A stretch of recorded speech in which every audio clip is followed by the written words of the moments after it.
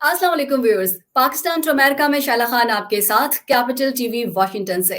जैसा कि इस प्रोग्राम के नाम से जाहिर है, इस प्रोग्राम में शामिल होंगी पाकिस्तान और अमेरिका से जुड़ी खबरें, बातें होंगी दोनों मुल्कों की सियासत पर और हालात हाजरा पर। और इन सब पर अपना तजिया पेश करने के लिए आज हमारे साथ दो एनालिस्ट मौजूद हैं। कैपिटल टीवी वॉशिंगटन अमेरिका के स्टूडियो से प्रोग्राम वॉशिंगटन नाइट शो के एंकर आसिम सिद्दीकी साहब और कनाडा से प्राइम टाइम शो के एंकर अनीस फारूकी साहब। अस्सलाम वालेकुम। वालेकुम अस्सलाम। सर, आप लोगों से पूछना ये चाहूँगी कि आज पाकिस्तान में जो डेवलपमेंट हुई है, वो ये है कि उलमा के वफ़द ने मंगल को इस्लामाबाद में यानी आज इस्लामाबाद में श्रीलंका के हाई कमीशन का दौरा किया और मुल्क के high commissioner vice admiral retired Mohan Vijay से इस वाक़े पर इज़हार ताज़ियत भी किया। अच्छा, पाकिस्तान के तमाम मकातिब फ़िक्र के उलमा ने ऐलान किया कि वो 10 दिसंबर जुमे को सियालकोट में श्रीलंकन शहरी जो प्रियांता थे, उनके पुरतशद्दुद हुजूम के हाथों कत्ल के खिलाफ यौम मज़म्मत के तौर पर मनाया जाएगा। और उन्होंने ये भी कहा कि ये पूरी सूरत-ए-हाल जो है वो कुरान, सुन्नत, आईन इस्लामी और इस्लामी जमहूरिया पाकिस्तान और मुल्क में राइज जो जुर्म और सज़ा के कवानीन हैं, उसकी सरासर खिलाफ वर्जी है। अच्छा, वज़ीर-ए-आज़म ने भी कहा है कि तशद्दुद के खिलाफ जामे हिकमत अमली पर जोर दिया और कहा कि कोई ना कोई हिकमत अमली तो ज़रूर बननी चाहिए। इसके अलावा जो डेवलपमेंट थी वो ये थी कि 160 कैमरों की फुटेज देखी गई है और 118 अफराद को अब तक हिरासत में लिया गया है। इनमें से 13 वो हैं जिन्होंने एतराफ़ी बयानात की वीडियोज़ सामने आई हैं, यानी उन्होंने एतराफ़ किया है बाकायदा कि जी हाँ, उन्होंने ही किया है। आप लोगों से मैं सवाल ये करना चाहूँगी कि एतराफ़ी बयान के बाद अब कितना अरसा लगना चाहिए मुजरिमों को सज़ा दिलवाने के लिए? और दूसरा ये कि ये जो माइंडसेट है, ये हमारे यहाँ पर बढ़ता क्यों चला जा रहा है? इस तरह तो हमारे यहाँ की जो अक़लियत है, वो तहफ़्फ़ुज़ नहीं पा सकेंगी। जी, मैं इसको इसका जवाब दे देता हूँ आपको। शैला, सबसे पहले तो शुक्रिया, आपने अपने प्रोग्राम में मदऊ किया आज और मुख्तलिफ़ मौज़ूआत पे हम बात करते ही रहते हैं। लेकिन बात ये है कि जो इम्पोर्टेंट है, रूट कॉज़ हर चीज़ की हमें देखनी होती है और आपने अपने सवाल में उसका इंदिया दिया है कि ये होता क्यों है? ये सोच क्यों पनप रही है हमारे अंदर और हम इतने बहादुर कैसे हो गए हैं कि हमें मालूम है कि हज़ारों सेलफ़ोन कैमरों की मौजूदगी में और पुलिस की मौजूदगी में उसके बावजूद हम ये कर जाते हैं। तो ये वो कॉन्फिडेंस है, ये वो एतमाद है जो कि हमने ही उनको दिया है कि अगर आप कोई गलत काम भी करेंगे, तो हम ना सिर्फ़ आपको शाबाश देंगे, 1-1 हज़ार रुपए के लिफ़ाफ़े देंगे, उसके साथ-साथ आपको जो है तर्जुमानों की फ़ौज आपका जो है तहफ़्फ़ुज़ करेगी, अबरारुल हक़ आके आपके लिए गीत गाएँगे, मुफ्ती साहिबान जो है आपका तहफ़्फ़ुज़ फ़रमाएँगे और इतना आप मकबूल हो जाएँगे, एक अवामी लीडर बन जाएँगे कि अगर आप मर भी गए तो आप उसके बाद हम एक मज़ार भी बना देंगे आपका और उसके बाद अगर आप कोर्ट में पेश होंगे तो आपको गले में आपके हार डाला जाएगा। आपको हम गालों पे आपके बोसे लेंगे, आप एक मुक़द्दस शख्सियत बन जाएँगे। ये वो इमेज है जो कि पाकिस्तान का हर नौजवान इस वक़्त लेके चल रहा है कि इस्लाम के नाम पे, या रसूलुल्लाह के नाम पे, नबी की हुर्मत के नाम पे, नामूस के नाम पे, अगर मैंने कोई काम कर दिया तो मैंने तो बच जाना है और अगर मर गया तो मेरा मज़ार बन जाना है। और ये वो लोग हैं, शैला, अफ़सोस की बात कि अगर आप इनको इनसे बात भी, अगर जेल खाने में बात हुई, उनसे पूछा कि नमाज की दुआएँ ही बता दो, तो ये दुआ हुँ। नहीं बता सकते। 90% लोगों से अगर पूछा जाए कि जो इशा की नमाज में दुआए कुनूत पढ़ते हैं, तो वो अल्लाहुम्मा इन्ना नस्तईनुका व नस्तगफिरुका व नुमिनु बिका से आगे जा नहीं सकते। तो ये अलमिया इन लोगों का है जो इस्लाम का दावा करते हैं। ये वो उन लोगों का है जो कि नबी के सिपाही होने का दावा करते हैं। ये उन लोगों का है कि जो नबी ना फ़ाक़्तुलूहु का जो है कि कत्ल कर दो नबी की नामूस पे, रिसालत पे, उसका दावा करते हैं। तो ये वो सोच है, ये वो जवाब है आपके सवाल का जो मैं आपको दे रहा हूँ कि इस सोच ने, पनपने ने आज हमें इस दोराहे पे ला खड़ा किया है कि शहर के हर कूचे में, गली में, बाज़ार में अदालत लग गई है। वहाँ पे हम वकील हैं, जज हैं, एग्ज़ीक्यूशनर हैं, जल्लाद हैं और सारा उसके बाद हम गोरकुन भी हम ही हैं कि हमने उसका क्रियाक्रम भी, हमने अंतिम संस्कार भी हमने ही करना है। तो इससे हमें थोड़ा-सा 2 स्टेप पीछे जाने की ज़रूरत है। अब हमें सोचना होगा कि ये हमने जो जिन निकाला है बोतल से, ये जो हमने सोच निकाली है, ये जो हमने हुँ। प्रॉक्सी बनाई है, ये अब इसको कैसे वापस लाया जाए और इसके लिए भी मेरे पास इसका एक हल है। हम आगे चले फिर इस पे बात करते हैं। आसिम साहब से बात ठीक। सुन लेते हैं। आसिम जी, साहब, आप बताइए। अनीस भाई ने बहुत सारी बातें कह दी जो मैं भी कहना चाह रहा था कि ये जो बोतल से जिन निकाला जाता है, पहले तहरीक तालिबान के हिसाब से निकाला, फिर अब तहरीक लब्बैक के हवाले से हुँ। निकाला और जो चीज़ें मस्जिद के खुतबों में, इनके कानों, इनके दिमागों में बसाई गई, ये उसका फल है, जो ये खा सही। रहे हैं। और अभी भी कुछ नहीं बिगड़ा, अभी भी आप थोड़ा-सा सुधर सकते हैं, लेकिन अगर आज आप ये डिसाइड करेंगे तो ये जो इतनी आसानी से नहीं, इसको 10 साल लगेंगे। निकलने में।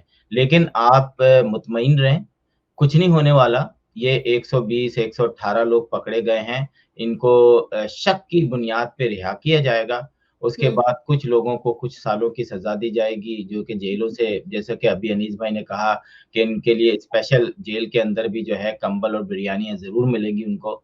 तो ये एक माइंडसेट है, ये इतनी आसानी से चेंज नहीं होगा। आपकी हुँ, अदालत नूर मुकद्दम केस देख लें, क्लियर केस है, फुटेज हुँ, है, सब कुछ है उनके पास, हुँ, लेकिन अदालतें क्या कर रही हैं? इस पूरे निज़ाम को बिगाड़ने में जहाँ कुछ लोगों का हाथ है, वहाँ 100% जुडिशरी जो है वो उनका हाथ है, और आप देख लीजिएगा वो इसको डिले करेंगे, लोग भूल जाएँगे। श्रीलंका को इतनी बड़ी वो नहीं है कि पाकिस्तान के ऊपर इफ़ेक्ट करेगा, लेकिन जो हम सुन रहे हैं कि सियालकोट पे किस किस्म की पाबंदियाँ आने वाली हैं, क्योंकि हुँ, बाकी जगहों तो मुसलमान नहीं बसते ना, बाकी जगह इंसान बसते हैं, जो कि ये हुँ। सोचते हैं कि जिस इलाके में, जिस जगह पर इंसानी मतलब वो वाक़यात होते हैं जिससे दिल दहल जाता है। ये प वाक़या पाकिस्तान में हुआ है, लेकिन पूरी दुनिया में जो सही। कॉन्सेप्ट मुसलमानों का गया है, जो हुँ, 56 कंट्रीज़ मुसलमानों के थे, उनके सर शर्म से झुके हैं सिर्फ़ पाकिस्तान की वजह से, सिर्फ़ हुँ, पाकिस्तान की वजह से, और इनको कुछ नहीं होने वाला। उसके हुँ। बाद भी खबरें आ रही थी, मुझे बताएँ कि इनमें से कोई ऐसी खबर अभी आई है कि इनको मारा गया है, इनको पीटा गया है, इनको थप्पड़ मारा, इनको बड़े प्यार से रखा है, क्योंकि पुलिस वालों को पता है कि जो इनको मारेगा, उसकी हुँ। लाश दूसरे दिन निकल जाएगी। और ये अच्छा जो मुझे ये बताइए आसिम साहब और आपसे भी अनीस फारूकी साहब आपसे बात करूँगी। पूरे पाकिस्तान में जितने सियासतदान हैं, जितने लीडर्स हैं, उन्होंने सबने कंडेम किया है। साद रिज़वी की तरफ से आपकी नज़र से कोई खबर गुज़री? शायद मेरी नज़र से ना गुज़री हो, उन्होंने कंडेम किया इस बात को? साद रिज़वी को तो छोड़िए साहब, आप साद रिज़वी तो अभी इतने सियासत नहीं, मैं के इसलिए मैं कह रही हूँ कि जो मैं नारा लगा के वहाँ मारा गया है उनको, मैं उस जी, तरह जी, से जी। बात कर रही नहीं, नहीं, मैं तो हूँ। आपको ये कह रहा हूँ कि साद रिज़वी तो अभी बहुत दूर की बात है। मौलाना हुँ, फ़ज़लुर रहमान ने जो बयान दिया है, वो इतना हुँ, मशरूत, कंडीशनल और अपोलोजेटिक बयान है कि जैसे कि बच्चों ने अब वो उससे एक लेवल आगे चले गए हैं परवेज़ खट्टर, लेकिन मौलाना फ़ज़लुर रहमान के मशरूत बयान पे मैंने उनसे कहा है कि इस तरह के दोगले रवैयों के साथ हम नहीं जी सकते। हमें चलना होगा क्लियर कट मैसेज देकर और उसकी मज़म्मत करके, और उसमें ये अगर, मगर, इफ एंड बट नहीं लगाने होंगे। उन्होंने वही काम किया जो कि हम गुज़िश्ता 15-20 साल से करते चले आ रहे हैं, जो ये हमने जंग लड़ी है दहशतगर्दी के खिलाफ। इसमें हमने अपने सिविलियंस को खोया, इसमें अपने अपने फौजियों को खोया, इसमें हमने अपने जो है ना बच्चों, माँओं और बहनों को खोया। हमने दहशतगर्द हमने खुदकुश हमलों को सहा, और उसके बाद हर थोड़ी देर के बाद एक बयान आ जाता था। एंकर्स भी उसमें शामिल होते थे, अंसार अब्बासी टाइप के, और उसमें सियासतदान भी शामिल होते थे कि देखें ये होता है, लेकिन हमें इनकी वजूहात पे जाना होगा, ये लोग क्यों नाराज़ हैं, ये इस तरह के खुदकुश हमले क्यों होते हैं, हमें उससे अगर ये ऐसा ना होता तो ऐसा। ये इफ एंड बट्स को जो है ना छोड़ना होगा। हमें हुँ, अपनी रियासत को एक स्ट्रेट नैरेटिव के साथ चलना होगा कि ये गलत बात है, ये लाइन है, इस लाइन को आपने क्रॉस कर दिया, और जो रियासत है, रियासत मौजूद है, उसकी अमलदारी मौजूद है, और उस अमलदारी के नतीजे में यहाँ पे अदालतें मौजूद हैं, जेल मौजूद है, वो फैसला करेंगी, आप नहीं कर सकते। लेकिन हम और ये उसमें भी इफ अवाम एंड या बट लगा सकते पब्लिक और सर अवाम या पब्लिक को किस तरह बताया जाएगा? अभी हाल ही की बात बताती हूँ, मिल्लत टाउन में भरे बाज़ार में कचरा चुनने वाली ख़वातीन को बेलिबास करके बेईमाना तशद्दुद किया गया और उसके बाद ख़वातीन को बरहना करके तशद्दुद करने की जो वीडियो थी, जब वायरल हुई तो वज़ीर आला पंजाब ने उसका नोटिस ले लिया। लेकिन हैं। हुआ ये था कि जो ख़वातीन थी उसको उन्होंने उस मुल्ज़मान कहते हैं कि ख़वातीन वो चोरी करने आई थी, उनको उस दुकान में उन्होंने बंद भी कर दिया था। मैं ये पूछना चाह रही हूँ कि ये अगर इसी तरीके से हालात रहे, जिस तरीके से अब हो रहा है कि कल एक शख्स को जला दिया गया, आज चोरी करने वाली खवातीन के साथ ये सलूक किया गया, कौन ये बताएगा कि जुडिशरी मौजूद है? किस तरह पता चलेगा कि लोगों को अब कानून अपने हाथ में नहीं लेना है?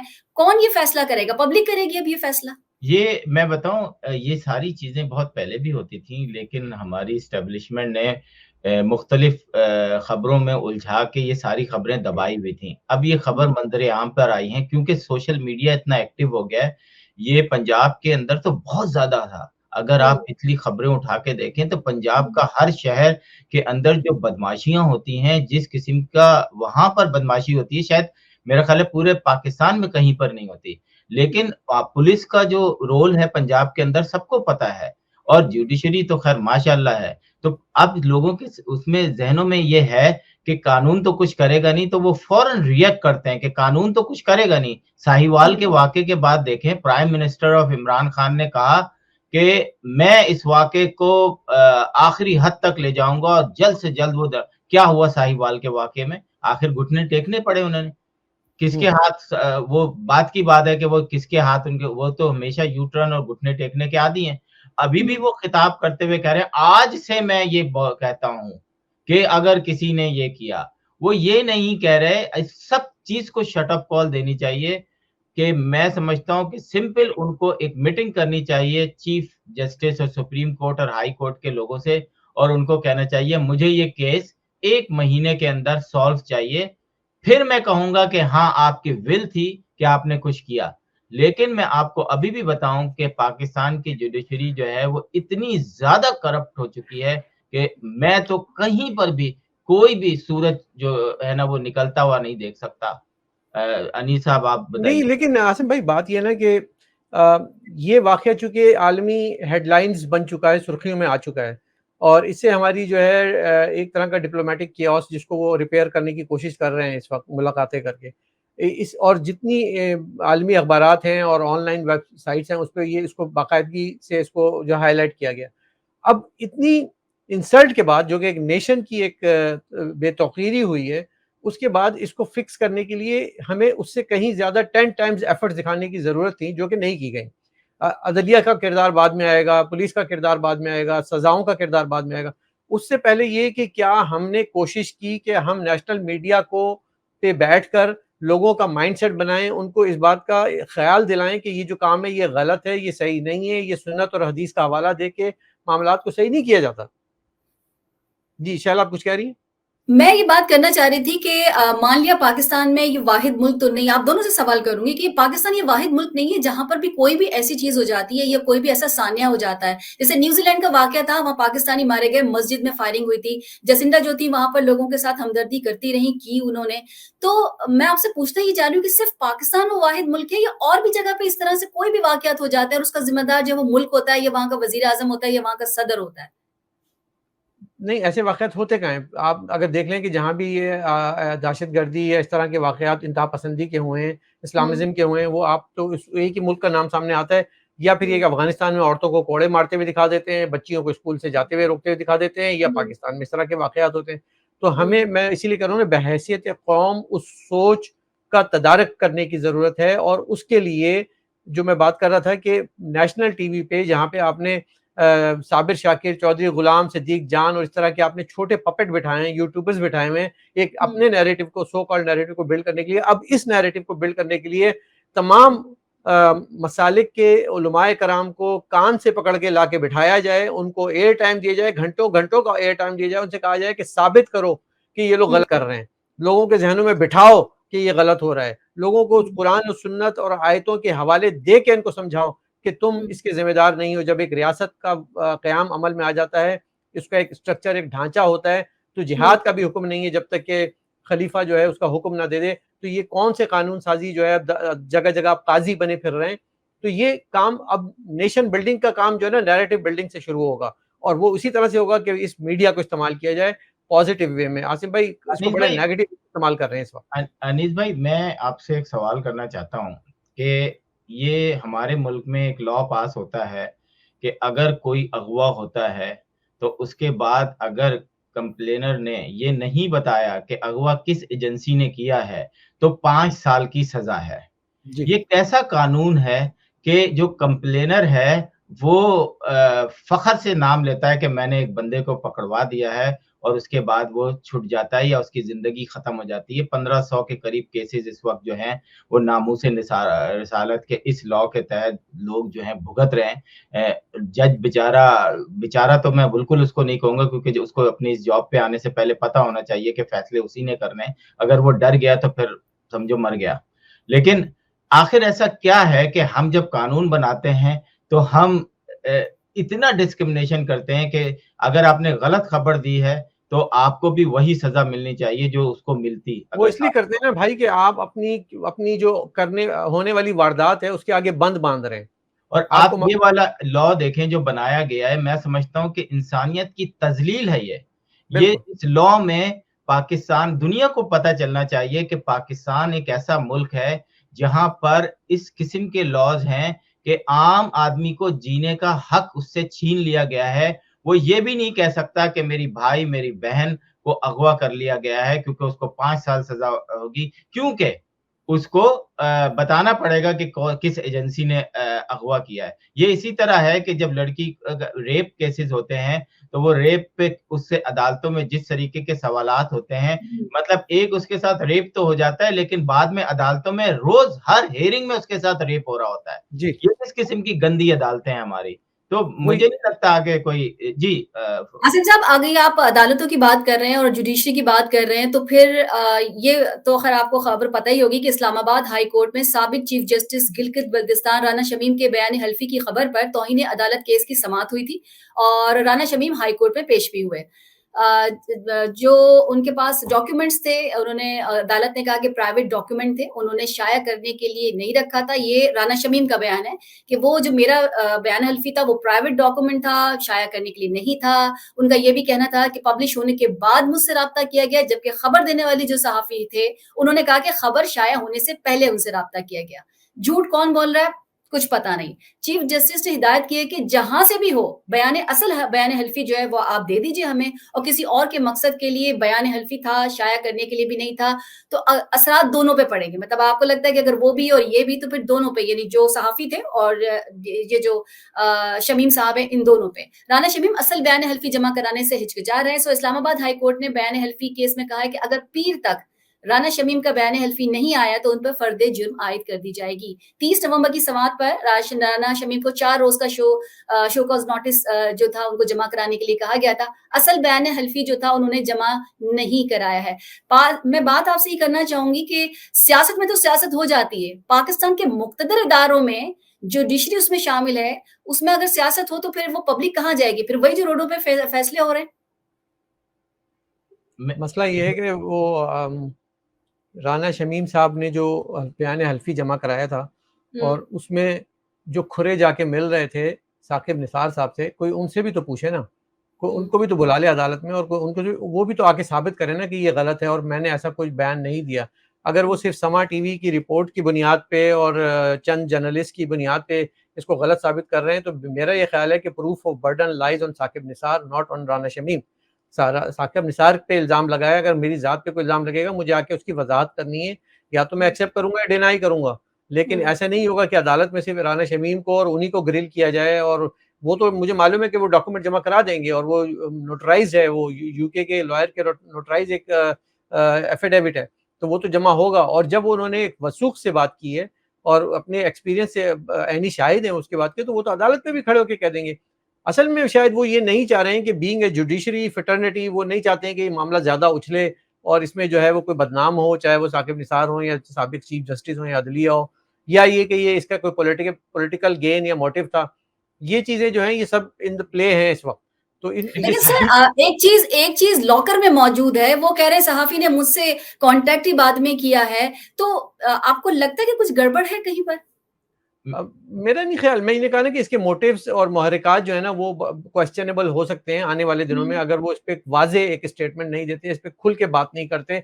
और ये देखिए, साकिब निसार के जितने भी एक्शन थे नवाज शरीफ के खिलाफ, वो क्वेश्चनेबल हैं, उनका रीट्रायल होना चाहिए, बल्कि उनको जो है वो रद्द कर देना चाहिए और वो सारे केसेस खारिज कर देने चाहिए। लेकिन अब चूंकि वो कानून में आ गए हैं, उसके उस विशेष सर्कल में आ गए हैं, तो उसके लिए हमें कोई ना कोई एक सहारा लेना पड़ेगा। और अनीस भाई एक बात भी है कि उस लॉयर का भी मेरा ख्याल है, मैं देख रहा था कि ट्विटर पे एक बयान आया कि हाँ ये मैंने किया है, जिसने नोटराइज किया जिसने नोटराइज किया है। तो ये मुझे मेरी समझ में नहीं आ रहा कि मतलब ये करना क्या चाह रहे हैं, इसको किस तरीके से सॉल्व करके साकिब निसार पे किसी तरह की कोई उंगली नहीं उठनी चाहिए। वो जो है फरिश्ता हैं, जबकि माजी में उन्होंने ऐसे-ऐसे काम किए हैं कि उसकी मिसाल नहीं मिलती। तो मुझे तो यही लगता है कि सिर्फ बहाने ही हैं, टाइम गेन कर रहे हैं। लेकिन सवाल ये पैदा होता है ना आसिम साहब कि ये इन्होंने इनिशिएट ही क्यों किया था और किसके कहने पे किया था और उसके क्या मकासद थे, क्या मुहर्रिकात थे, किसने उनको पुश किया था। और उनके बेटे के जो मुतज़ाद से बयानात और जो उनके इंटरव्यूज आ रहे हैं, जो कि बिल्कुल ज़रूरी नहीं था उनको मैं इस ऐसे नाजुक मौके पे आके टीवी पे बात करने का। तो हम हतमी तौर पे तो नहीं कह सकते कि ये किस तरफ जाएगा, लॉजिकल कंक्लूजन क्या होगा इसका, लेकिन definitely it's a question and एक बहुत बड़ा सवालिया निशान है। चलिए जुडिशरी की हम बात कर रहे हैं, हम चीफ जस्टिस की भी हम बात कर लेते हैं। कराची में आपने देखा, नस्ला टावर का देखा, आपने मक्का टावर के लिए भी देख लिया, इसके अलावा और भी बहुत सारे टावर्स जो हैं, इशारा फैसले पे कहा गया कि 2 दर्जन के करीब जो इमारतें हैं वो कुछ इल्लीगल हैं। कराची में बहुत कुछ हो गया, कराची हिल के रह गया, लोग परेशान हो गए, बहुत से लोग पहुँचे, दूसरे शहरों से भी पहुँचे। कराची में आपने एक चीज़ नोटिस की होगी सर के जो कुछ भी हो रहा है इसमें जो असल नुमाइंदे वो आपको नज़र नहीं आते। कराची में नज़र नहीं आएँगे आपको। वो बयान देते हुए नज़र आएँगे पाकिस्तान से बाहर, वो एहतजाज करते नज़र आएँगे पाकिस्तान से बाहर, वो सब कुछ करते नज़र आएँगे, लेकिन कराची के लिए कुछ करता हुआ आपको नज़र आया? सिंध गवर्नमेंट के अलावा जो अभी पीटीआई के बेशुमार यहाँ से लोग जीते हैं, कोई उस हलके से खड़ा होता हुआ नज़र आया? किसी ने सपोर्ट की, किसी ने हमदर्दी की, किसी ने कुछ किया, किसी ने कुछ करने के वादे किए? अब अगर आप मुझसे सुनना चाहेंगी तो फिर बहुत से दोस्त नाराज़ हो जाएँगे, लेकिन बहरहाल जो बात है सच है वो तो करनी पड़ेगी। हुँ, और सच बात तो ये है कि कराची इस वक़्त यतीम, लावारिस, बेयार मददगार, कोई उसकी रहनुमाई, कोई नुमाइंदगी नहीं है उसकी। हुँ, मुस्लिम लीग नून का कोई वहाँ पे इतनी नुमाइंदगी है नहीं कि कोई नुमाइंदा आके असेंबली में खड़े होके बात कर सके। पीटीआई ने सीटें जीती, वो इलेक्शन की सियासत करते हैं, वोट की सियासत करते हैं। वो जीते, हुँ, वो वोट उनको जितवाया गया, जैसा भी हुआ। वो हुँ, भी नज़र नहीं आते इस मौजू पे बात करते हुए, बल्कि वो तो समझते हैं कि ये हिस्सा ही नहीं है पाकिस्तान का। आमिर हुँ, लियाकत समेत एमक्यूएम के जितने वहाँ पे आमिर लियाकत तो खैर पीटीआई के हैं, लेकिन वो दावा तो कराची का ही करते हैं ना, आवाज़ मुझे कोई सुनाई नहीं दी। वो अपने खानगी मसाइल में ही उलझे हुए हैं अभी तक। उसके हुँ, अलावा जो वहाँ की मुत्तहिदा है, पाकिस्तान जो अपने आप को कहती है, वो तो हुँ, मुझे लगता है कि वो ऑक्सीजन पे चल रही है, उसको तो मसनूई निज़ाम तनफ़ुस के ज़रिए उसको ज़िंदा रखा गया है और हुँ, इंजेक्शन लगा-लगा के उसमें एनर्जी डाली जाती है। वो बात तो कर नहीं सकते, उनको तो इशारा कान पकड़ के कहा था, यहाँ बैठ जाओ कान पकड़ के, आज ये कर देना ज़्यादा से ज़्यादा, चूँ-चारा करना, इसके बाद बंद कर देना। They are not the true representative of Karachi at all. और इसी तरह से मुस्तफ़ा कमाल है, मुस्तफ़ा कमाल आपने देख लिया कि एक सीट लेके वो भी अपने साइड पर हो गए और उनका जो प्रोजेक्ट है वो ठप हो गया। मुत्तहिदा कौमी मूवमेंट जो लंदन है, वो भी मतलब कोई ख़ास कारकर्दगी नहीं दिखा रही। उनके मैंने अक्सर ये देखा है कि इस तरह के जब भी मसाइल होते हैं, उनको बस एक वो लत लग गई है वीडियो ब्रीफिंग की। एक सामने कैमरे लग के पीछे ग्रीन स्क्रीन लगा के 4 लोग बैठ जाते हैं राब्ता कमेटी के और वो बयान दे देते हैं और उसमें कोई भी पॉलिटिकल विज़डम या कोई ऐसी मुझे बात समझ में नहीं आती जो लोग सुन रहे हों। एमक्यूएम के जो रहनुमा अल्ताफ़ हुसैन साहब, उनको तो बस इसी में खुश रखा हुआ है कि जी भाई आज आपने देखा कितने वीडियो लॉग्स निकल गए, साउथ अफ्रीका से भी आ रहा है और न्यूयॉर्क से भी आ रहा है, न्यूजीलैंड से भी आ गया। वाह वाह, अल्हम्दुलिल्लाह, सुभान अल्लाह, भाई माशाल्लाह माशाल्लाह, जीते रहें। ये हो रहा है वहाँ पे। इससे कराची के लोगों को क्या फायदा हो रहा है? कराची के टावर्स गिर रहे हैं जनाब, कराची के लोगों से छत छीनी जा रही है, कराची के लोगों से कचरा कोई साफ नहीं कर रहा, वहाँ पे कोई बस नहीं चल रही, वहाँ पे कोई मेट्रो नहीं बन रही। टैक्स आप जरूर ले रहे हैं, मोटर व्हीकल टैक्स आप मेरा लेते हैं, सारी ज़माने का टैक्स, लालू खेत की मार्केट इतना बड़ा टैक्स देती है जो पूरा पाकिस्तान नहीं देता। तो जब उसको, इस कराची को अरबाब इख्तियार पाकिस्तान का हिस्सा समझेंगे, तो अब वही कुछ करेंगे तो करेंगे। वहाँ पे तो उनकी कोई अपनी नुमाइंदगी है नहीं, कोई वोट है नहीं, लोग वोट देने निकलते नहीं है। कराची के लोग जो है ना थक गए हैं, मैं आपको सच्ची बात बताऊँ। वो हुँ, कहते हैं सही कि कह यार हमें तो पता ही नहीं चल रहा हम किधर जाएँ? हमें तो हुँ, ये कोई बताए आके कि हमने कराची में रहना है या हमने किसी सिंधु देश में रहना है या हमने कहीं जो है ना इंडिया के साथ रहना है। हमें तो मतलब लोग मुख्तलिफ राग दे के चले जाते हैं और जो है ना पाकिस्तान ज़िंदाबाद और झंडा लहराते हुए एक पार्टी आती है, वो हमारे लिए करती कुछ नहीं है। वसीम हुँ, वो जो क्या नाम है, वसीम बैठे हुए हैं उनके मेयर, वो कुछ नहीं करते, इख्तियार है नहीं है वसीम भाई, कुछ तो आवाज़ तो उठा सकते हो। खालिद मकबूल सिद्दीकी, अल्लाह उनको सेहत तंदुरुस्ती दे, लेकिन वो भी भाई किसी काम के नहीं निकले। तो तो आपने कहा ना कि पपेट हैं, तो यहाँ पर हमारे साथ तो मुसीबत ये है कि नीचे से ऊपर तक आपने पपेट्स बिठाए हुए हैं। कराची में गुजर नाले के साथ जो सफाई की थी इन्होंने कि जनाब ये जो है हम इसको नाला बनाएँगे, ये करेंगे, मकान तो तोड़ दिया आपने, हुँ, कचरा भी वहीं पड़ा है। लेकिन अभी मैंने एक वीडियो देखी कि पीटीआई वाले कह रहे हैं हम फ्री क्लिनिक बनाएँगे और गुजर नाले के ऊपर उन्होंने दीवारें खड़ा करके और फ्री क्लिनिक बना रहे हैं। मतलब वो फ्री क्लिनिक बनेगी या बैठक बनेगी या पीटीआई का यूनिट ऑफिस बनेगा, क्या बनेगा?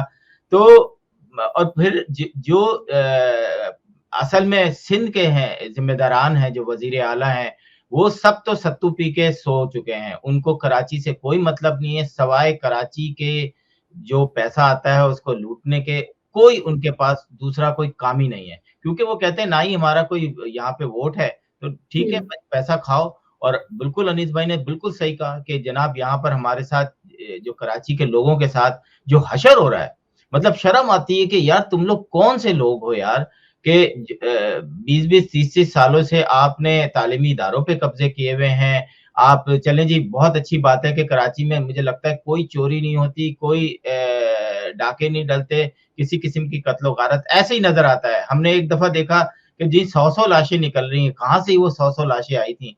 आज भी कराची और कराची के वो तमाम नुमाइंदा जमात जो है ना, वो किसी न किसी, कहीं न कहीं जो है वो किसी के कंट्रोल में है, वो अपने हिसाब से उनको ट्विस्ट करते हैं, अपने हिसाब से उनको ट्यून करते हैं, लेकिन सिर्फ़ भत्ता ले रहे हैं और वो टैक्स की शक्ल में है और वो मेरा ख़्याल है लेते रहेंगे। लेकिन आसिम भाई बात ये है ना कि अल्ताफ हुसैन जो कि कहा जाता है कि आज भी लोग उनकी बात सुनते हैं, तो वो तो मतलब बात ही नहीं करते कराची की, अब वो तो बात करते हैं सिंध के कुछ 2-3 ऐसी तंजीमें हैं उनके साथ बैठ के कि हमको एक अलग देश बना देंगे, बांग्लादेश बन जाएगा, और कराची के जो लोग हैं वो उनकी कोई सपोर्ट नहीं है इस इश्यू पे, इस मुद्दे पे उनके साथ कोई सपोर्ट नहीं है। वो कराची की के 7 करोड़ 8 करोड़ लोग जो कि अल्ताफ हुसैन के साथ इस नारे पे आए थे कि वो उनको मजलूमों को, महरूमों को, पिसे हुए तबके को इंसाफ दिलाएंगे और उनको उनके हकूक दिलाएंगे। आज वो उनको एक मुल्क दिलाने चले हैं उन छोटी-छोटी तंजीमों की बुनियाद पे जिनकी अपनी कोई औकात नहीं है। तो ये भी तो हमें एक सवाल करना चाहिए ना इस लीडरशिप से सर, जब कि एमक्यूएम खत्म हुई और जब अल्ताफ हुसैन को पाकिस्तान से बाहर ही रखा गया या वो वहीं रहे और ये पूरी तंजीम एक टूटी थी, तो उसके बाद जब इलेक्शन हुए तो कराची के ज्यादातर लोगों ने, जो कि महाजिर तबका कहलाता है या प्लस वो अल्ताफ हुसैन को पसंद करता था, जब वोट देने की बारी आई तो कराची के ज्यादातर लोगों ने तहरीक इंसाफ को चुना। और अब तहरीक इंसाफ को जिन्होंने चुना था, उनका कहना यह है कि हमने गलती की। लेकिन मसला ये था, ये वोट तक यूं पड़े थे कि अल्ताफ हुसैन के उसमें देना नहीं था, जरदारी साहब को उनको देना नहीं था, तो कोई और चॉइस उनके पास फिलहाल थी नहीं। अब नेक्स्ट इलेक्शन में देखा जा सकता है कि अगर तो कोई उनके पास कोई नई चॉइस आती है, तो क्या वो वाकई तहरीक इंसाफ को देंगे? कराची के लोगों ने मजबूरन वोट दिया था, लेकिन उस मजबूरन के बाद भी वो काम करते दिखाई नहीं दे रहे। तहरीक कि किसी इंसाफ को जगह तो आपको नजर आए। तहरीक इंसाफ को तो कराची की अवाम ने चुना, लेकिन तहरीक इंसाफ ने उनको दीवार में चुन दिया। तो ये जो है और उसके बाद छोड़ दिया, लावारिस छोड़ दिया। मैं ये कहता हूँ कि लोगों ने अल्ताफ हुसैन को वोट क्यों नहीं दिए थे? इसलिए नहीं दिए थे कि उन्होंने बात करनी शुरू कर दी थी पाकिस्तान मुर्दाबाद की, और मैं नहीं समझता कि कराची के वो लोग जो कि 2.5 मिलियन अपना शहादतों का अपने सर पे बोझ उठा के इस पाकिस्तान को लेकर आए थे, अब वो नहीं चाहते कि जो ना ये इस पाकिस्तान के खिलाफ कोई बात हो। ये मुझे मालूम है कि यहाँ के जो बड़ी correct me Asim if I am wrong, लेकिन मैं ये समझता हूँ कि पाकिस्तान कराची के लोगों को अब भी पाकिस्तान से मोहब्बत है और वो पाकिस्तान के साथ ही रहना चाहते हैं, और वो उस मंजन को बाय नहीं कर रहे हैं जो कि ये मुख्तलिफ लोगों के साथ मिलके ये अल्ताफ हुसैन साहब कर रहे हैं। What do you think about that? देखिए अब भी नहीं, कराची के लोग हमेशा से मुहब्बे वतन थे, क्योंकि वो तो अपनी किश्तियां जला कर आए थे। उनको तो अपना मुल्क ही यहीं पे था, उनका तो पूरा वो कंट्रोल कर रहे थे। आप देखें पढ़े लिखे लोगों को जिस तरीके से आपने यूज किया, और फिर सबसे बड़ी बात कि जो हमारे इदारों ने जिस तरीके से पीटीआई को, उसको एमक्यूएम को यूज किया, और फिर जो एमक्यूएम के लोग थे उन्होंने अपने ही लोगों को, जिसे वो कहते हैं ना घर को आग लगी घर के चिराग से, तो वो बिल्कुल आज हम समझते थे कि शायद अब सही हो जाएगा, अब सही हो जाएगा, वो अब नहीं आ रहा। और हमें अपनों ने तो मारा ही मारा है, गैरों ने भी खूब रच के मारा है। अब आने वाले दिनों में आपने बिल्कुल सही कहा कि हम चूरन बेच रहे हैं पाकिस्तान से बाहर, कि ये हो जाएगा वो हो जाएगा, कराची के अंदर कुछ नहीं कर रहे। बिल्कुल सही। तो आसिम क्या साहब इलाज है? जी, जी। तो फिर क्या इलाज है? आसिम साहब इलाज क्या है फिर बताइए जरा? बताएं इसका क्या इलाज है? क्या इलाज है इसका? क्योंकि वो तो मानते ही नहीं ना पाकिस्तान को, वो तो कहते हैं अलग देश अलग बनेगा भाई। देखिए अगर विल हो ना तो आप बहुत कुछ कर सकते हैं। अगर आज आप ये सोच लें कि हमने कराची में रहने वाला पंजाबी, सिंधी, बलोची, माहिर, महाजिर, इनको जो इनकी रियल लोग हैं, वोटिंग के जरिए उनको लेकर आ जाएं, आप देखिए 5-7 साल में सब कुछ सही हो जाएगा। लेकिन ये जो हम आर्टिफिशियल तरीके से लोगों को लाके बिठाते हैं और अपने मनपसंद काम करवाते हैं, यहाँ पर आपकी नीयत पे शक होता है और यहाँ पर आपके पाकिस्तान के काम खराब होते हैं। मेरे ज़हन में जो इसका सॉल्यूशन है आसिम भाई और शैला, वो ये है कि दोनों को अपने-अपने मौक़िफ़ में थोड़ी-सी लचक दिखानी होगी। एक्सेप्ट करना पड़ेगा, टेबल पे बैठना होगा, नए सोशल कॉन्ट्रैक्ट करने होंगे, लोगों को बताना होगा कि हम आपको गले से लगाते हैं। कोई भी जो है ना हरफ़ आखिर नहीं होता, लोग मिलते हैं, मेन स्ट्रीम में शामिल होते हैं। उधर अल्ताफ हुसैन साहब और उनकी जमात को वापस अपने वोट बैंक को सिक्योर करना होगा, अपने इलाके को फ़तह करना होगा, अपने लोगों से जुड़ना होगा, अब उनसे मोहब्बत का इज़हार करना होगा, उनको यतीम नहीं छोड़ना होगा। तो अगर ये दोनों मिल जाएँ, इनको थोड़ी-सी स्पेस दी जाए, 9-0 खोला जाए और अल्ताफ हुसैन साहब वापस आएँ, हेलो की आवाज़ आए, तो मैं समझता हूँ कि उनको वो वालेहाना इस्तकबाल किया जाएगा जो वो तसव्वुर नहीं कर सकते, क्योंकि लोग बहुत तरसे हुए हैं। लेकिन आपको भी अपने रवैये में और अपने नैरेटिव में लचक लानी होगी और उन बातों से ज़रा गुरेज़ करना होगा जो आपके कानों में मुख्तलिफ लोग डालते हैं। शायद वो इतनी पॉपुलर आइडियोलॉजी नहीं है, लोगों में वो बाय नहीं कर रहे हैं, तो मैं नहीं चाहता कि वो फेल हो जाए आगे चल के, और आपसे बड़ी उम्मीदें हैं। आप कोशिश करें कि किसी तरह से वापस अपने अपने जो आपने क़यादत सँभाली है, लोगों ने आपको दी है एक ज़िम्मेदारी, उसको उसको निभाएँ, बजाय इसके कि हम एक नए अबुल कलाम आज़ाद, कोई नेहरू, गांधी और जिन्ना बनने की कोशिश करें। बहुत बड़ी ज़िम्मेदारी है, बहुत बड़ा खित्ता है, ये एक बहुत वाइटल रोल अदा कर सकता है, लेकिन इसके लिए हमें अपने रवैयों में लचक लानी होगी, एक-दूसरे को गाली-गलौच और ये बुरा-भला कहने से कोई फ़ायदा नहीं होने जा रहा। अच्छा तो आपको लगता है कि सिंध में ऐसा ही कुछ होगा? पाकिस्तान पीपल्स पार्टी के जो पार्लियामेंटेरियन है आसिफ जरदारी, उन्होंने कहा है कि सियासी मुखालिफिन से हर जगह लड़ेंगे, जो पाकिस्तान के मुखालिफ हैं उनसे लड़ेंगे। नवाज शरीफ को उन्होंने नाम ही नहीं लिया और उन्होंने कहा कि 77 के बाद मियां शरीफ जो थे वो जात बिरादरी की बुनियाद पर जो हल्के बनाते रहे।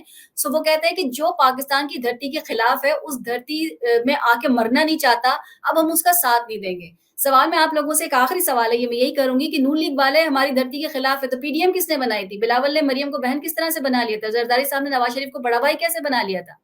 या तो यू देखिए, टर्न तो सही ज़रदारी है। तो इस वक़्त वो ज़बान बोल रहे हैं जो उनसे बुलवाई जा रही है।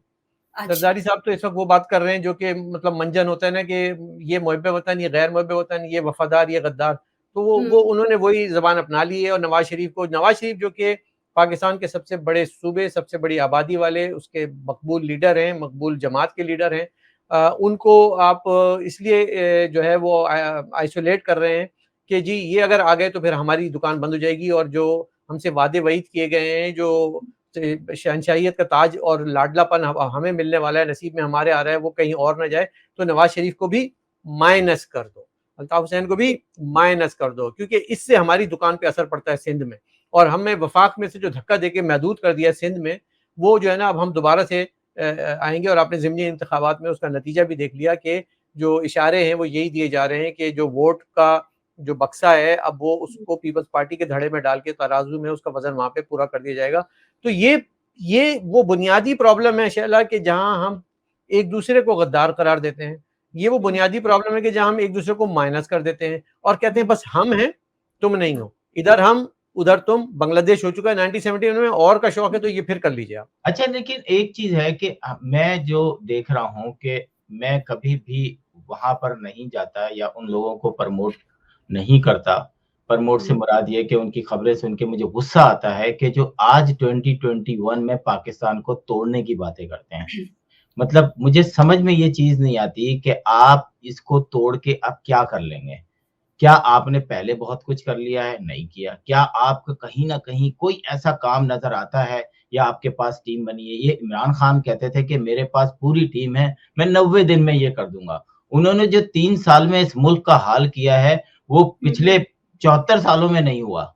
या जितने साल पाकिस्तान बने वो उनमें वो नहीं हुई। बदतरीन इस वक़्त जो है महँगाई है पाकिस्तान में, आपसे ने सबसे ज़्यादा कर्ज़े लिए हैं। तो मुझे ये बताएँ कि आप सिंधु देश बना के क्या कर लेंगे? आप जो है वो कराची को अलग करके क्या कर लेंगे? आप सूबा बना के क्या कर लेंगे? क्या आप सिर्फ़ एक काम कर सकते हैं कि सिर्फ़ ये करें कि जी आप जो वोट को इज़्ज़त दो वाली बात है, ये किसने कही है? I really don't care. लेकिन ये इसमें हकीकत है कि अगर आप असली हुकूमत लेकर आएँ, असली वोटों के से हुकूमत लेकर आएँ, आप देखिए कि पाकिस्तान जो है वो हल्के-हल्के, क्योंकि जो नुमाइंदा जीतता है वो पब्लिक में जाता है और जब पब्लिक में वो जाएगा, उसको खुद ही पब्लिक बता देगी। लेकिन हमारे यहाँ उस नुमाइंदे को रेंजर्स या आर्मी के लोग बचा के निकाल के ले जाते हैं, क्योंकि वो उन्हीं के रखे हुए होते हैं। तो पब्लिक तक को अपना गुस्सा निकालने की का मौका ही नहीं मिलता। तो यही होता है, आप अमेरिका में देख लें, दूसरी जगहों पे देख लें, हर आदमी पब्लिक में आता है वोट के वक़्त। तो इनका मुँह तो नहीं होगा कि अगर आप फ्रीडम होगा वहाँ पे, जमहूरियत होगी वहाँ पे, तो आप चेंज करेंगे लोगों को। तो मेरा ख़्याल है एस्टेब्लिशमेंट को भी थोड़ा-सा देखना चाहिए कि ये काम बंद करें, बहुत हो गया। और फिर खुदा के लिए इन लॉज़ को, ये जो आप बना रहे हैं, जमहूरियत के खिलाफ कानून बना रहे हैं, इन पे नज़रसानी करें। आप ये मत समझें जो अच्छे पाकिस्तानी हैं वो रिपोर्ट करते हैं दुनिया में, हम खुद करते हैं कि भाई ये पाकिस्तान में क्या हो रहा है, आप इन लोगों को क्यों फीड कर रहे हैं, क्योंकि वहां पर गलत काम हो रहे हैं, इंसानियत के खिलाफ काम हो रहे हैं। तो बस दुआ यही है मेरी आपकी मैं तो ये कहूंगा आसिम, एक स्टेप आगे जाके कि वोट को इज्जत दो के बजाय अगर हम सिंपल सा फार्मूला अपना लें कि आइन को इज्जत दो, कॉन्स्टिट्यूशन को इज्जत दो, तो इसमें सारा सोल्यूशन पिना है। इसको कोई मजीद मॉडिफिकेशन की जरूरत नहीं है, जो है एज इट इज इसको इम्प्लीमेंट करने की जरूरत है। और जो लोग मुल्क तोड़ने की बात करते हैं, मैं सिर्फ उनको एक छोटा सा एक एनालिसिस पेश कर देता हूँ। वो ये कि देखें, दुनिया में कोई भी मुल्क जो है ना खुद से या आप नहीं तोड़ सकते, इसके लिए आलमी ताकतों की रजामंदी और उनकी सरपरस्ती और उनका जो है ना आशीर्वाद शामिल होना चाहिए। ना हिंदुस्तान, ना अमेरिका, ना रशिया, ना चाइना चाहता है कि पाकिस्तान के टुकड़े हों। पहले ही एक बहुत बड़ा हेडेक है, वो 8-10 और हेडेक कोई भी नहीं चाहता अपने नेबरहुड में। पहली बात तो ये। दूसरी बात ये कि जब आपको किसी के आशीर्वाद नहीं है तो आप खामा में एक ऐसा नैरेटिव लेके चल पड़े जो चंद लोगों ने आपको उसको बेच दिया कि ये इस तरह से लेके चलिए, ये नहीं हो पाएगा। बेहतरी इसी है कि अपने हक की बात की जाए और अपने लोगों के हकूक की बात की जाए, क्योंकि भाई आप तो वहां पे 8-10-20 लोग बैठ के लंदन में या पाकिस्तान में, बहादुराबाद में, या जो मुस्तफा कमाल 8-10 लोग बैठ के वो लोग तो बात कर लेते हैं, लेकिन उधर जो 8 करोड़ लोग बैठे हुए हैं उस खित्ते में, उनके लिए कोई बात नहीं करता। ना आप उनकी सोचते हैं, ना उनसे आप इनपुट लेते हैं कि भाई तुम क्या चाहते हो। एक रेफरेंडम करा लें, एक ऑनलाइन रेफरेंडम करा लें और देख लें कितने लोग पाकिस्तान के साथ रहना चाहते हैं, कितने आपके साथ रहना चाहते हैं। इसके साथ ही प्रोग्राम का वक्त खत्म हुआ। इससे पहले कि हम अपने नाज़रीन से इजाजत चाहें, आसिम साहब और अनीस फारूकी साहब, आपसे कहूंगी कि अपने लास्ट कमेंट्स जरूर दीजिए। देखिए, लास्ट कमेंट्स मेरी तरफ से तो यही है कि पहली बात तो लोगों को एक चीज समझनी होगी कि हम कोई सियासी वर्कर नहीं है, हम कोई पॉलिटिकल एक्टिविस्ट नहीं है, हम ओपिनियन मेकर हैं, हम समाज पे नज़र रखते हैं, नाकिद हैं, क्रिटिक हैं और ओपिनियन को आप तक पहुंचाते हैं तज्जिए को तबसरों की सूरत में। तो हमारी बातें जो है अगर किसी को पसंद आती हैं वेल एंड गुड, नहीं आती हैं तब भी हमें कोई फर्क नहीं पड़ता। आप हमें जितना आपने लताड़ना है, गालियां देनी है, थोड़ी देर के बाद इस प्रोग्राम के नशर होने के बाद जरूर दीजिएगा, लेकिन इस बात पे भी गौर कीजिएगा कि आप चाह क्या रहे हैं, आप किस रास्ते पे खड़े हैं, कि लोगों के साथ खड़े में आपको हासिल क्या हो रहा है। और वो उसी सूरत में हो सकता है कि जब आप बिल्कुल कूल माइंड होकर बैलेंस माइंड के साथ सोचेंगे कि ये मेरी जिंदगी का मसला नहीं है, मेरे आने वाली नस्लों का मसला है, और इस नस्लों के मसले को हल करने के लिए मिल बैठ के ही चीजें होती हैं, जुदा जुदा होके, नाराज होके, लड़ के काम नहीं बनते। बिल्कुल, मैं भी ये कहना चाहूँगा कि और स्पेशली पाकिस्तान के प्राइम मिनिस्टर इमरान खान साहब से गुजारिश करूँगा कि आप ये श्रीलंका का जो वाक़या है इसको आप ईज़ी मत लें। अब आपको शायद 5 से 7 साल लगें दोबारा उस दिन जाने में जो उससे एक दिन पहले पाकिस्तान का इमेज पूरे पाकिस्तान में, दुनिया में था। आज वो इमेज नहीं है। हमें बड़ी शर्म आती है कि पाकिस्तान में ये सब कुछ हुआ। लोगों की आँखों से बचते हैं, लोगों के मिलने से बचते हैं। किस तरीके से उनको बताएं कि हम उस मुल्क के रहने वाले हैं जहां पर सिर्फ चंद लफ्जों के बदले आपका सर तन से जुदा कर दिया जाता है। मैं नहीं मानता। ये कौन सी जमहूरियत है? ये दुनिया में आज कहाँ हो सकता है कि चंद लफ्जों या चंद हरकत की वजह से आप किसी को अब्यूज नहीं कर रहे, बगैर कानून की मदद के आप लोग चिल्लाते फिर रहे हैं कि सर तन से जुदा, और आप उन लोगों को फीड कर रहे हैं। यस, मैं बिल्कुल आपको गारंटी से कहता हूं कि आप लोगों को फीड किया जा रहा है। पाकिस्तान की इस्टेब्लिशमेंट उन लोगों को फीड कर रही है। बंद करें ये अपनी बकवास, बंद करें ये उन लोगों को, जंगली लोगों को जो है पाकिस्तान की मेन स्ट्रीम में लाना। ये मजहब और मुल्क चलाना टोटली दोनों मुख्तलिफ काम है। आप नहीं कर सकते। ये जंगली आके चलाएंगे इस मुल्क को। मतलब आप लोग किस मट्टी से बने हैं? जब हजार रुपए आप बांट रहे थे तभी मैंने अंदाजा कर लिया था कि अब ये मुल्क जो है इसका नाम और बदनाम होगा, और वही हो रहा है। तो एक दफा फिर कहूंगा कि अपनी सोच को बदलें। एस्टेब्लिशमेंट से कहूंगा कि किसी भी मजहबी जमात को सपोर्ट करना बंद करें। बस यही मेरा मैसेज है। आसिम साहब बहुत-बहुत शुक्रिया, और अनीस फारूकी साहब आपका भी बहुत-बहुत शुक्रिया। इसके साथ ही नाज़रीन इजाज़त चाहेंगे। सोशल मीडिया प्लेटफ़ॉर्म पर कैपिटल टीवी वॉशिंगटन के फेसबुक पेज को लाइक कीजिएगा, यूट्यूब चैनल को सब्सक्राइब कीजिएगा। कैपिटल टीवी वॉशिंगटन की एप्लीकेशन को ज़रूर डाउनलोड कीजिएगा ताकि दुनिया में आप किसी भी जगह हो, हमारे लाइव प्रोग्राम्स और शोज़ को आप देख सकें। ज़िंदगी न वफ़ा की तो इंशाअल्लाह अगले प्रोग्राम में फिर मुलाकात होगी। तब तक के लिए शाहला खान को इजाज़त दीजिए। फ़ी अमानिल्लाह। बहस होगी पाकिस्तान और अमेरिका से जुड़े इश्यूज पर, शामिल होंगी नेशनल और इंटरनेशनल खबरें, बात होगी दुनिया के बदलते हालात और बदलती सियासत पर। बनेंगी सेलिब्रिटीज इस प्रोग्राम का हिस्सा और दिए जाएंगे जवाबात अहम सवालों के। Programme Pakistan to America with Shaila Khan, capital TV, Washington.